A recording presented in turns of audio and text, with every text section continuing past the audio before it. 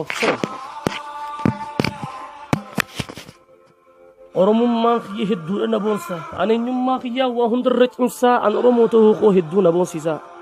oromoo saba koo maaliif of dhoysitaa oromummaa keetiin maaliif hiqqaanfattaa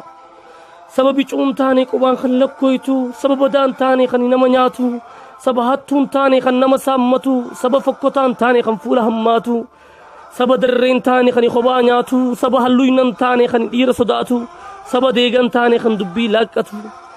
sababi cuun taane qubaan kan lakkooytu saba badaan taane kan nama nyaatu saba hattuun taane kan nama saammatu saba fokkotaan taane kan fuula hammaatu saba darreen taane kan kophaa nyaatu saba luynan taane kan dhiira sodaatu saba deegan taane kan dubbii laaqqatu sababni isaa maalii kan if dhoysitu oromoon bargootaa kan ifin dhaaddatu saba guddaa bal'aa kan wal jaalatu saba bal'aa hedduu kan waliin jiraatu saba rabbiin guddaan waa hedduun badhaase nutis heddummeessee hunda nu caalchise saba rabbiin guddaan waa hedduun badhaase nutis heddummeessee hunda nu caalchise dachii magariisa jannata addunyaa bareeduu dachiidhaa tan badhaate qabna alhamdulillaahi galata rabbii keenyaa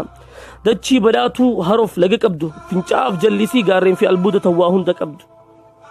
ganna bonon jawwu hoggoyyuun yaa haa xiqqaatu malee yoom qullaa ta'a haroof lagi keenya qirreerraa fincaa'a ganna bonon jawwu hoggoyyuun yaa haa xiqqaatu malee yoom qullaa ta'a haroof lagi keenya qirreerraa fincaa'a sirna ittiin bulmaataa sirna walqixxummaa sirna abbaa gadaa sirna jaalatamaa bu'uura dimokiraasii kan addunyaa kanaa kan hundi itti dhaaddatu inni barkan keenya sirna ittiin bulmaataa sirna walqixxummaa sirna abbaa gadaa sirna jaalatamaa bu'uura dimokiraasii kan addunyaa kanaa kan hundi ittiin dhaaddatu inni barkan keenya ati saba kiyya maaliif of dhoysitaa osoo kana qabdu maaliif nu dheeysitaa ati saba kiyya maaliif of dhoysitaa osoo kana qabdu maaliif nu dheeysitaa maali rakkinni kee ana naaf hin gallee maaliif of dhoysita ana mallee hin barree maali rakkinni kee ana naaf hin gallee maaliif of dhoysita ana mallee hin barree waan na dhaggeeffataniif hedduu galatoomaa ana obboleessa keessa walaleessaa obsaa khiyaar gaafa waan kana barreessinu oromoota biyya adda addaa keessa jiraatan fakkaatanii saba fi qaadanii saba biratti maramanii ifiif wallaalanii ijoollee isaanii wallaalchisan hedduu jira ijoolleen isaanii oromoo ta'uu isaanii qofa osoo hin ta'in diina oromoo kan nama oromoo jibbu godhanii kan guddisaniis meeqantamii jira taniifuu ummata akkanaatiif gorsa haa ta'u jee waan waraabee fi waan dhaggeeffataniif hedduu galatoomaa ummanni akkasii isaanillee kana dhaggeeffatee akka isaan irraa deebi'an abdiin qabaa waan dhaggeeffataniif hedduu galatoomaa ana obboleessa keessan walaleessaa obsaa khiyaar hedduu galatoomaa waan dhaggeeffataniif.